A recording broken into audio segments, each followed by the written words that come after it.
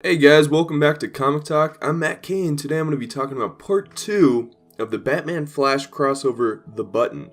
This is a pretty important crossover if you've been following along with DC Rebirth, as it deals with one of the biggest mysteries so far, the comedian's button from the Watchmen being found in the Batcave, as shown in DC Rebirth issue 1. As of Batman issue 21, we saw that there's some weird energy connection from Psycho Pirate's mask and the button, which caused Batman to hallucinate an alternate version of his father from the Flashpoint universe. In addition to that, it also revived Eobard Thawne, the Reverse Flash, who proceeded to beat the living hell out of Batman before being teleported away and coming back as a charred corpse stating he saw God. This issue starts us off with a different character who has actually been seen sporadically throughout DC Rebirth, an old man shouting "See you" into the sky, asking for Thunderbolt. For those of you unfamiliar with this character, this is Johnny Thunder, an older DC character that had the power to summon the mystical genie Thunderbolt and was part of the Missing Justice Society, which is tied deeply into the DC Rebirth mystery. From here we jump to the Flash, who is using his detective skills to figure out how Thawne exactly died.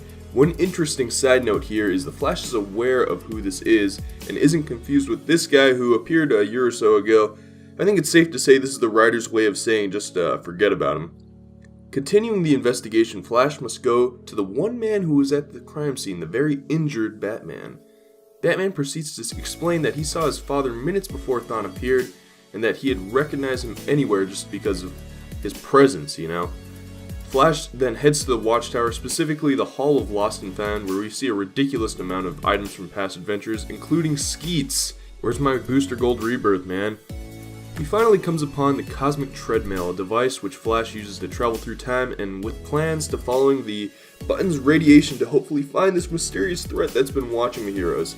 Batman appears stating that he has to go along as well, since this is his case too. The two start to travel through time, with Batman hanging on to the treadmill with just a grapple cable, but it's the Speed Force, so it doesn't really ever have to make sense. We also see some rips in time which show us the formation of the Justice League and the death of Flash in Infinite Crisis. Flash makes a statement which is huge news, stating that this might all be their universe. I have some theories on that which I'm going to save for the end. Flash and Batman get kicked off the Cosmic Treadmill and land in a very familiar location. Batman knows it's his cave, except slightly off, even finding the gun Joe Chill used to kill his mother and father. This is when we get the big surprise reveal that the two heroes are in the Flashpoint universe, and we come face to face with Thomas Wayne, the Batman. God damn it, what a good issue. Mamma mia. The second part of this issue was definitely a little more wordy than the first part, but seeing as this is just a lot better than a minute-long beatdown of Batman, I'm not complaining. We have even more questions now as we delve deeper into this event. I mean, the most important one being, how is Batman going to react seeing his father? Or is it the fact that his father kills as Batman?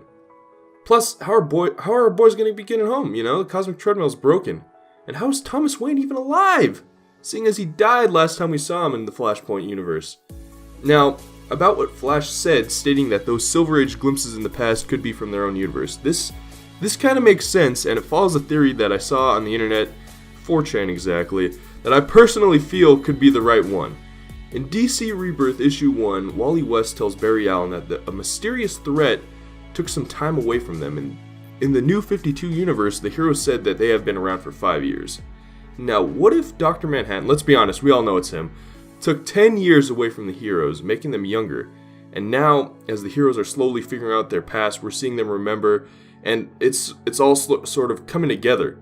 This week's Action Comics is a perfect example of this, and I'll be storytiming that later, but I think Batman training 4 different Robins and having a 13-year-old son in the span of 5 years doesn't really make sense, but 15 years, that sounds a little better.